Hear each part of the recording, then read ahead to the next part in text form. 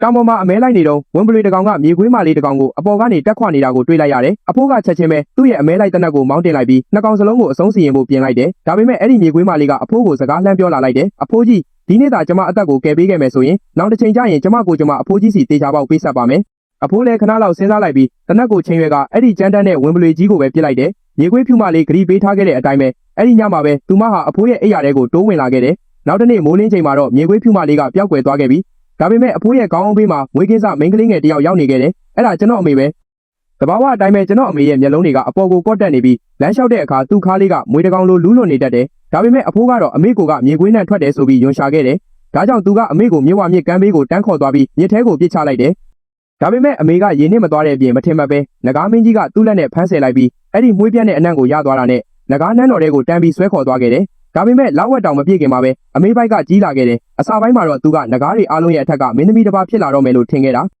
ာဒါပေမဲ့ငကားမင်းကြီးကဝမ်းသာမဲ့အစားဒေါသတကြီးနဲ့အမေကိုအေးဆက်လာတဲ့ရေအောက်ချင်းထောင်ထဲမှာတန်းပြီးပိတ်ထောင်လိုက်ပြီးကြောက်စရာကောင်းတဲ့ချင်းချောက်စကားကိုပြောတယ်ဒီငကားကလေးမွေးလာတာနဲ့တပြိုင်နက်နှစ်တရာစာတရားကျင့်ကြံမှုစွမ်းအားတွေရဖို့အတွက်သူ့ကအရှင်လက်လက်ဝါမျိုးပြစ်မယ်အမေကကျွန်တော်မွေးလာမယ့်နေ့မှာကျွန်တော်ကိုကာကွယ်နိုင်ဖို့အတွက်မြစ်ဝမြစ်ထဲကနေလွတ်မြောက်အောင်အစွမ်းကုန်ရုန်းကန်ခဲ့ပြီးမြေကမ်းဘေးမှာကျင့်စဉ်အောင်မြင်ဖို့ကြာရှုံးထားတဲ့အစိမ်းရောင်အမွေးတောင်တွေနဲ့ဖီနစ်ငှက်တကောင်စီကိုကျွန်တော်ကိုအံ့နံခဲ့တယ်ကျမတောင်းပန်ပါတယ်ကျမကလေးကိုကယ်ပေးပါသူ့စီမှာစစ်မှန်တဲ့ငကားသွေးကြောရဲ့ကာကွယ်မှုပါလာတယ်နောက်တစ်ချိန်ကျရင်သူကတင်ကျေးစုကိုတေချာပေါက်ဆက်ပြီးနိဗ္ဗာန်ဘုံကနေပြန်လည်မွေးဖွားလာနိုင်အောင်လုပ်ပေးပါလိမ့်မယ်နောက်ထပ်9ရက်လောက်ပဲစောင့်ပေးပါအဲ့ဒီလိုပြောပြီးတာနဲ့တပြိုင်နက်အမေကမြစ်ထဲကိုလဲကျသွားပြီးကြမ်းတမ်းလာတဲ့ရေလိုင်းတွေနဲ့အတူမျောပါသွားခဲ့တယ်အဲ့ဒီအချိန်ကစပြီးအမေကိုဘယ်တော့မှပြန်မတွေ့ရတော့ဘူးဒါပေမဲ့ဒဏ်ရာရနေတဲ့အဲ့ဒီဖီနစ်ငှက်ကရုတ်တရက်အလင်းတန်းတစ်ခုထွက်ပေါ်လာပြီးအဖြူရောင်ဝတ်ဆင်ထားတဲ့အမျိုးသမီးတဦးအဖြစ်ပြောင်းလဲသွားခဲ့ပြီးကျွန်တော်ကိုညင်ညင်တာတာလေးပွေးဖက်ထားခဲ့တယ်လူအဖြစ်ပြောင်းလဲသွားတဲ့အဲ့ဒီဖီနစ်ငှက်ကိုရွမ်စုရှင်းလို့ခေါ်တယ်အဲ့ဒီအချိန်ကစပြီးသူကကျွန်တော်ရဲ့ဆရာဖြစ်လာဆရာကကျွန်တော်ကိုသူ့ရဲ့နေအိမ်စီခေါ်သွားတဲ့ညမှာပဲကျွန်တော်ဟာစစ်မှန်တဲ့နဂါးနဲ့ကြားဖြစ်တယ်ဆိုတဲ့သတင်းကလောကကြီးထဲမှာကောလာဟလအဖြစ်ပြန့်နှံ့သွားခဲ့တယ်စစ်မှန်တဲ့နဂါးရဲ့သားကိုရရှိတဲ့သူတိုင်းဟာသူတို့ရဲ့လုပ်ငန်းခွင်မှာအလျင်အမြန်တိုးတက်လာပြီးအဆုံးအစမရှိတဲ့ဒနာဥစ္စာတွေကိုရရှိနိုင်မယ်လို့ပြောကြတယ်ဒါပေမဲ့ကျွန်တော်ဆရာကတင်းကျပ်တဲ့စီးမြင့်တစ်ခုကိုချမှတ်ခဲ့တယ်အဲ့ဒါကတော့ရင်နှစ်ရင်လရင်ရက်မှာမွေးဖွားပြီးအလွန်စင်ကြယ်တဲ့ရင်ခန္ဓာကိုယ်ပိုင်ရှင်တွေသာဒီကလေးအနားကိုချင်းကပ်ခွင့်ရှိတယ်ဆိုတာပဲပြီးတော့အနားကိုလာခွင့်ရသူတိုင်းဟာအယုကအစပြန်လည်မွေးဖွားလာနိုင်ပြီးသူတို့ရဲ့ကံကြမ္မာကိုမိုးကောင်းကင်ကိုအန်တုပြီးပြောင်းလဲပြစ်နိုင်တဲ့အဲ့ဒီသတင်းပြန့်သွားတဲ့အခါတစ်ချိန်ကတိတ်ဆိတ်နေခဲ့တဲ့ရွာလေးဟာရုတ်တရက်စီကားသွားခဲ့တယ်ကျွန်တော်ဆရာရဲ့အိမ်တကားဝမှာလူအုပ်ကြီးဝိုင်းရံနေခဲ့တယ်အစာပိုင်းမှာလူတွေကတန်တရားရှိခဲ့ကြပေမဲ့ဆရာကသူ့လက်ကိုမြှောက်လိုက်တာနဲ့မျက်စိနဲ့မမြင်ရတဲ့အကာအကွယ်တစ်ခုလေတူထဲမှာပြန့်ကျဲသွားတယ်မိုးရေတွေကိုအပြင်ဘက်မှာလုံးဝတားဆီးထားလိုက်ပြီးလူအုပ်ကြီးရက်နေတဲ့နေရာကတော့နည်းနည်းလေးတောင်မဆူရွှဲသွားဘူးအဲ့ဒါကိုမြင်တော့အားလုံးကအံ့ဩမှင်တက်သွားကြပြီးချက်ချင်းပဲရုပ်ရုပ်သဲသဲဖြစ်သွားကြတယ်လူတိုင်းကရှေ့ကိုတိုးဝေးလာကြပြီးကျွန်တော်နဲ့သဘောတူစာချုပ်ချုပ်ဆိုနိုင်ဖို့သူတို့ရဲ့သမီးတွေကိုအပြိုင်ဆိုင်ပို့ဆောင်ကျင်လာကြတယ်ရုပ်လက္ခဏာကြည့်ခြင်းနဲ့ဘေးရင်ပညာရက်မှာကျွမ်းကျင်သူဖြစ်တဲ့ကျွန်တော်ဆရာကတယောက်ချင်းစီကိုတေချာစစ်ဆေးခဲ့ပြီးတဘာဝအလျောက်နက်ရှိုင်းတဲ့ရင်ခန္ဓာကိုယ်ပိုင်ရှင်အသက်3နှစ်အရွယ်မိန်းကလေး18ယောက်ကိုအဲ့ဒီနေရာမှာတင်ရွေးချယ်ခဲ့တယ်နက်ရှိုင်းတဲ့ရင်ခန္ဓာကိုယ်ကကျွန်တော်ကိုရင်းကစင်ကြယ်တဲ့ရန်တကားစွမ်းရင်ကိုခြေဖြတ်ပေးနိုင်ပြီးအသက်18နှစ်အရွယ်ရောက်တဲ့အထိကျွန်တော်ကိုတည်တည်ငြိမ်ငြိမ်အသက်ရှင်နေထိုင်နိုင်အောင်လုပ်ပေးနိုင်တယ်အဲဒီနောက်ဆရာကကျွန်တော်ရဲ့လက်ချောင်းထိပ်လေးကိုယူပြီးစစ်မှန်တဲ့ငကားသွေးကိုလမ်းပြအဖြစ်အသုံးပြုကဒီမိန်းကလေး18ယောက်ကိုကျွန်တော်နဲ့သွေးချင်းချိတ်ဆက်ထားတဲ့မှတ်ဉာဏ်တွေဖန်တီးပေးခဲ့တယ်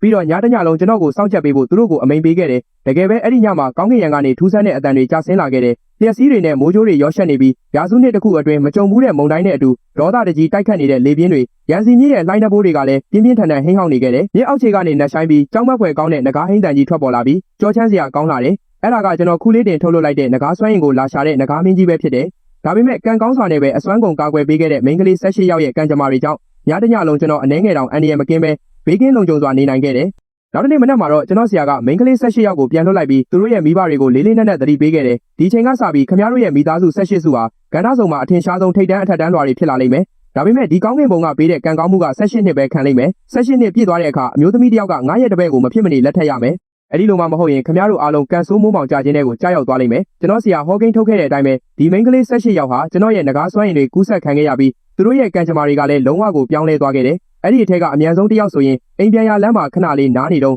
တစ်ပင်ပေါ်ကနေရွှေတုံးတွေအပြည့်ပါတဲ့အိတ်ကြီးတစ်အိတ်သူ့ရှေ့တဲ့ကိုကျလာခဲ့တယ်အဲ့ဒီအချိန်ကစပြီးသူကစားဝတ်နေရေးအတွက်ဘယ်တော့မှပူးစရာမလိုတော့ဘူးအနည်းဆုံးတစ်ယောက်ကတော့3လအကြာမှနည်းနည်းလေးထူးခြားလာခဲ့တယ်ဒါပေမဲ့စင်တစ်ခုပေါ်ကနေရန်အကွဲချောင်းထဲမှာနှစ်ပေါင်းများစွာပိတ်လောင်ထားတဲ့ရှားပါပြီးတန်မိုးကြီးတဲ့ကြောင်းမြတ်ရတနာတစ်တာတစ်လုံးကိုသူရှာတွေ့ခဲ့တယ်အဲ့ဒီအချိန်ကစပြီးသူဟာပူပင်တော့ကကင်းကင်းနဲ့ချမ်းသာကြွယ်ဝစွာနေထိုင်ခဲ့ရတယ်ရေစီးနဲ့မျောပါလာတဲ့တစ်တုံးတုံးကိုလိုက်ဖမ်းရင်းနဲ့တဲတောင်ပြင်ပေါ်မှာအကောင်းဆုံးအရေးသွေးရှိတဲ့ရေခဲကြောက်စိမ်းတုံးကြီးတုံးကိုရှာတွေ့ခဲ့တဲ့သူတောင်ရှိသေးတယ်။အဲ့ဒီချိန်ကစပြီးသူ့မိသားစုကညာရင်းချင်းကြီးပွားတိုးတက်သွားပြီးမျိုးဆက်ပေါင်းများစွာချမ်းသာဒုက္ခကိုခံစားခဲ့ကြရတယ်။နဂါးစွမ်းရင်ကယူဆောင်လာပေးတဲ့ဒီလိုထူးခဲ့တဲ့ကံကောင်းမှုတွေကြောင့်ပဲကျွန်တော်ဆရာကကျွန်တော်ကိုအထက်ထက်အခါကမှာကြားခဲ့တယ် မင်းမမင်းရဲ့အသက်ကိုအလှည့်ကျကာကွယ်ပေးမဲ့ဒီအဆောင်ရှောက်မိန်းကလေး18ယောက်ရှိတယ်ဒါမှသာမင်းအသက်18နှစ်အရွယ်ကိုဘေးကင်းကင်းနဲ့ရောက်နိုင်မယ်ဒါပေမဲ့အဲ့ဒီမတိုင်ခင်မှာငါတစ်သက်လုံးတင်ယူလာခဲ့တဲ့ရုပ်လက္ခဏာဖတ်တဲ့ပညာရက်တွေကိုမင်းစစ်စစ်ဆက်ဆက်တက်မြောက်ထားရမယ်နည်းနည်းလေးမှပြင်းရည်ခွင့်မရှိဘူးဒါအပြင်နှစ်စဉ်နှစ်တိုင်းမင်းကအဲ့ဒီမိန်းကလေးတွေကတယောက်ရဲ့အိမ်မှာတစ်နှစ်အပြည့်နေထိုင်ရမယ်တယောက်ကမင်းကိုတစ်နှစ်ကာကွယ်ပေးမယ်လူ18ယောက်ကမင်းကို18နှစ်တိတိကာကွယ်ပေးလိမ့်မယ်အဲ့ဒီချိန်တုန်းကကျွန်တော်ကငယ်ရွယ်ပြီးဘာမှနားမလည်သေးတော့ခေါင်းပေါ်ပြီးဆရာကိုမေးခဲ့တယ်ဘာလို့သူများအိမ်တွေမှာသွားနေရတာလဲကို့ဘာသာကိုနေလို့မရဘူးလားဘာလို့လဲဆိုတော့အဲ့ဒီမိန်းကလေးတွေရဲ့ကံကြမ္မာကသူတို့ရဲ့ကိုယ်ပိုင်အမိုးအောက်မှာမှမင်းရဲ့ကံကြမ္မာနဲ့ပေါင်းစပ်နိုင်မှာမို့လို့ပဲဒီလိုနည်းနဲ့မြေကြီးရဲ့စွမ်းအင်ကငကားရဲ့စွမ်းအင်ကိုအားဖြည့်ပေးလိမ့်မယ်ဒါကကောင်းကင်ဘုံရဲ့နေရာမှာပဲဒါအပြင်မင်းသားငါးနောက်ကိုအမြဲတမ်းလိုက်နေမယ်ဆိုရင်ငကားမင်းကြီးကမင်းကိုခြေရာခံပြီးသွားတော့ပြီအဲ့ဒီလိုဆိုရင်မင်းကအနာကိုဘယ်တော့မှဘေးကင်းကင်းနဲ့ပြန်ရောက်လာနိုင်တော့မှာမဟုတ်ဘူးမင်းအသက်18နှစ်ပြည့်တဲ့အခါဒီ18ယောက်ထဲကတယောက်ကိုလက်ထပ်ဖို့မင်းရွေးချယ်နိုင်တယ်တကယ်လို့သူတို့တဲကဘသူကမှသဘောမတူဘူးဆိုရင်တော့မင်းကိုယ်တိုင်ရဲ့ကောင်းကြီးကိုမင်းစွန့်ပစ်လိုက်ရလိမ့်မယ်အဲ့ဒီလိုပြောပြီးတာနဲ့ဆရာရဲ့မျက်နှာကရုတ်တရက်လေးနဲ့တည်ကြည်သွားပြီးအသက်18နှစ်မပြည့်ခင်အထိညကန်းတယောက်လိုဟန်ဆောင်နေရမယ်ငကားစွမ်းရင်နည်းနည်းလေးတောင်အပြင်ကိုထုတ်ပြလို့မရဘူးလို့အမိန့်ပေးခဲ့တယ်ငကားမင်းကြီးနဲ့တကယ်တမ်းဆုံတွေ့ခဲ့ရင်တောင်ညကန်းလိုပဲဆက်ပြီးဟန်ဆောင်နေရမယ်ဒါကသူ့ရဲ့လိုက်လံဖမ်းဆီးမှုကနေလွတ်မြောက်နိုင်တဲ့တခုတည်းသောနည်းလမ်းပဲအဲ့ဒီလိုပြောရင်းနဲ့ဆရာကိုယ်တိုင်ကျွန်တော်ကိုနေကာမျက်မှန်တက်ပေးခဲ့တယ်ကစိမ်းတွေမသိနိုင်အောင်ကိုယ်ပိုင်စွမ်းရင်ကိုဖုံးကွယ်ထားဖို့အတွက်ပေါ့အစပိုင်းမှာကျွန်တော်ငယ်ရွယ်ပြီးရိုးတော့ဆရာစကားကိုနားထောင်ပြီးညကန်းတယောက်လိုဟန်ဆောင်ကကစိမ်းမိန်းကလေးတွေရဲ့အိမ်မှာအချိန်တွေကုန်ဆုံးခဲ့တယ်နှစ်သက်ကူအကျိုးညာတိုင်းနောက်အိမ်တိမ်ကိုပြောင်းရွှေ့ပြီးဒီလိုမျိုးတနေရာကနေတနေရာလှည့်လည်သွားလာနေခဲ့တယ်။အန်အောဆရာကောင်းလောက်အောင်ပဲကျွန်တော်ဟာငကားမင်းကြီးရဲ့လိုက်လံရှာဖွေမှုတွေကနေအချိန်ချင်းရှောင်ကွင်းနိုင်ခဲ့တယ်။ဒါပေမဲ့အသက်ကြီးလာပြီးအရာရာကိုနားလည်စာပြုလာတဲ့အခါတကယ်တမ်းဘာတွေဖြစ်ခဲ့တယ်ဆိုတာကိုနောက်ဆုံးမှကျွန်တော်သဘောပေါက်သွားတယ်။ဒီနှစ်တွေတစ်လျှောက်လုံးကျွန်တော်ဟာတခြားသူတွေရဲ့အေးဆက်ဆက်အကြည့်တွေတယောလောင်ပြောင်မှုတွေကိုလုံလောက်အောင်သိခံခဲ့ရပြီးသူတစ်ပါးရဲ့တနာညာတာမှုအောက်မှာနေထိုင်ရတဲ့ခါးသီးမှုကိုလည်းခံစားခဲ့ရတယ်။ကျွန်တော်အသက်9နှစ်အရွယ်ကနှစ်ကိုဘယ်တော့မှမေ့မှာမဟုတ်ဘူး။9ယောက်မြောက်မိန်းကလေးရဲ့အိမ်မှာသွားနေရတဲ့အချိန်တုန်းကပေါ့အဲ့ဒီအချိန်ကသူဟာအသက်12နှစ်အရွယ်ရှိနေပြီးလှပပြီးသူ့မိသားစုကလည်းချမ်းသာတယ်။ဒါပေမဲ့စိတ်ထဲမှာတော့သူကကျွန်တော်ကိုအထင်သေးယွန်ရှာနေခဲ့တာသူကကျွန်တော်ခြေထောက်နားကိုရေအေးပုံးတစ်ပုံးနဲ့အကြမ်းပတမ်းပတ်လိုက်လို့ကျွန်တော်ချော်လဲပြီးရုပ်ပြက်ဆင်းပြက်ဖြစ်သွားရုံနဲ့မကဘူးကျွန်တော်ရဲ့မျက်ကန်းတုပ်ကိုပါခိုးဝှက်ထားပြီးကျွန်တော်အိမ်ထဲမှာရောင်ချာချာဖြစ်နေတာကိုအထင်သေးတဲ့အကြည့်တွေနဲ့ရက်ကြည့်နေတတ်တယ်။အဆိုးဆုံးကတော့ညတိုင်းသူကကျွန်တော်ကိုဒူးထောက်ခိုင်းပြီးသူ့ခြေထောက်တွေကိုဆေးကြောခိုင်းတာပဲရေဘူးရေအေးအနေတော်မဖြစ်ရင်သူကကျွန်တော်ကိုဆဲဆိုတယ်တခါကဆိုရင်ဆက်ပြရှာမတွေ့တာနဲ့သူကကျေးစလုံးကိုကန်ချလိုက်လို့ခြေဆေးရည်တွေကျွန်တော်တကူလုံးကိုဆင်ကုန်တယ်ပြီးတော့အိမ်ချန်ဝင်းထဲမှာနာရီဝက်လောက်ဒူးထောက်နေဖို့အပြစ်ပေးခဲ့တယ်ကျွန်တော်နေရမယ့်တစ်နှစ်တာကာလပြီးဆုံးလို့ထွက်သွားတဲ့အချိန်မှာသူကတမင်သက်သက်တကားဝမှာမောင်းတစ်ခုကိုထားပြီးအတန်ကျဲကြီးထွက်လာတဲ့အထိတူနဲ့ထုကအိမ်နီးချင်းတွေကိုအော်ပြောခဲ့တယ်အဲ့ဒီကတ်ဆိုးကြီးနောက်ဆုံးတော့ထွက်သွားပြီဟေ့ဒီညငါအားလုံးကိုတကားခံမယ်စိတ်ကြိုက်တာတောက်ကြတော့သူ့အတန်ကြောင့်လမ်းတစ်ဝက်လောက်ကလူတွေလာကြည့်ကြတယ်သူကအတန်ကျဲကြီးနဲ့ရီမောပြီးဝမ်းသာစရာကိစ္စကြီးတစ်ခုကိုအောင်ပွဲခံနေတဲ့ပုံစံနဲ့အနောက်ကိုလမ်းကြားမတက်ပါပဲကျွန်တော်မျက်ကန်းဖြစ်နေတာကိုသူဘလောက်မုန်းတီးတယ်ဆိုတာတကဘာလုံးကိုသိစေချင်နေတဲ့အတိုင်းပဲကျွန်တော်ငိုပြီးဆရာကိုသွားတိုင်တဲ့အခါဆရာကအေးဆက်ဆက်နဲ့ပြောတယ်သူတို့ကဒီတစ်နှစ်လုံးမင်းရဲ့အသက်ကိုကယ်တင်ပေးခဲ့တာပြီးတော့သူတို့မိသားစုချမ်းသာကြွယ်ဝလာဖို့အတွက်ငါလည်းငါရဲ့ငကားစွမ်းရင်ကိုအသုံးပြုပေးခဲ့တယ်ကျေးဇူးကမ်းတယ်ဆိုတာလူတွေရဲ့စိတ်ထဲမှာတာမန်ကိစ္စတစ်ခုပါပဲမင်းကသူတို့ကိုတနာဥစ္စာတွေပေးလိုက်တယ်လို့ထင်ပြီးသူတို့ကကျေးဇူးတင်တယ်လို့တွေးနေတာဒါပေမဲ့သူတို့ကတော့သူတို့ဘာသာကံကောင်းလို့ဖြစ်လာတာမင်းနဲ့ဘာမှမဆိုင်ဘူးလို့ပဲထင်ကြမှာတကယ်တော့နှစ်တွေကြာလာတာနဲ့အမျှဆရာရဲ့စကားတွေကိုကျွန်တော်ပို့ပြီးနက်နက်ရှိုင်းရှိုင်းနားလည်လာခဲ့တယ်